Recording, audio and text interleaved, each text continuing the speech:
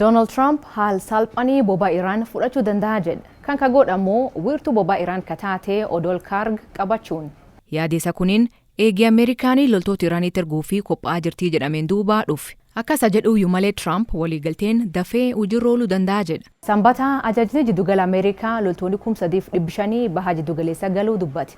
Iraan ammoo loltoonni Ameerikaa dachee isaanii irra jennaanii bokka ibiddaa itti roobsinaa jechuun eegachaa akka jiran dubbate turte. Yaadi Trump kuniin haaraa miti. Waggaa 40 duraa bar 1988 adoo siyaasa keessa hin galiniyyuu odol kanaa hin qabadhaa jedhe.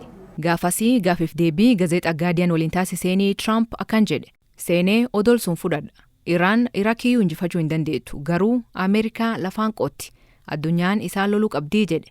Jalqabji kanaa Fox News irraatti odolii Karg karoor keen keessaa hin jiruu jedhe. Garuu sekoondii keessatti yaad kiyyaa jijjiiruu hin danda'a jedhe. Arrammoo Karg ilaalchisee Ameerikaanii filannoo hedduu qabaachuu dubbate. Fudhachuu dandeennaa dhiisuu dandeennaa jedha.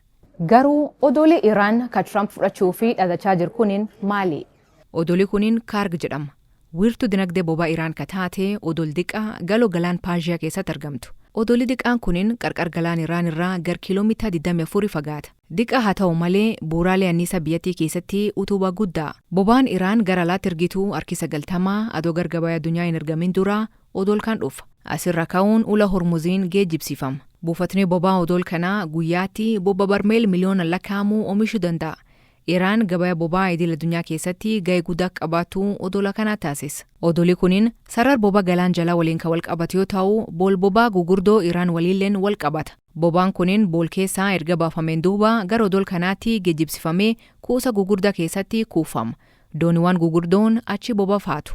Qarqaree galaan Iraan hedduun dooniiwwan bobaa akka malee gugurdoo ta'anii keessummeessuu waan hin dandeenye fi odolii Karg bakkeewwan bakka hojii guddaa kana hojjechuu danda'an keessaa tokko. Amma odolii kuniin bakka kuufaan bobaa gugurdaa, buufata bobaa alergii, manjireen hojjettoota fi buufata xiyyaaraa Iraan waliin wal qunnamsiisuu qabdi. Bakki kuniin Ameerikaan qabamuun lafa hedduu dinagdee Iraan cabsuu jechuu.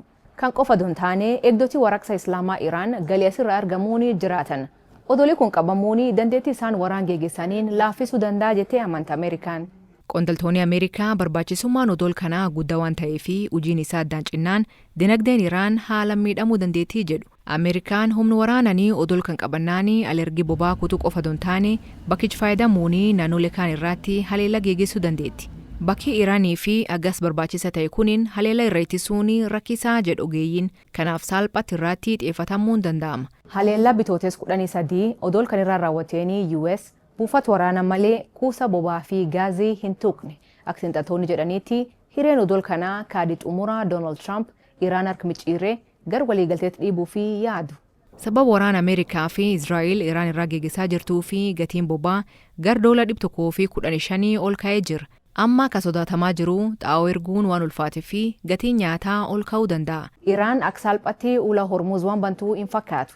Miseensi paarlamaa Iraan tokko ula kan ilaalchisee seerri haaraan hojiirra ooluuf jira jedha. Seera haaraa yaadam kan keessatti hayyam Iraan malee dooniin kamiyyuu darbuu hin dandeettu.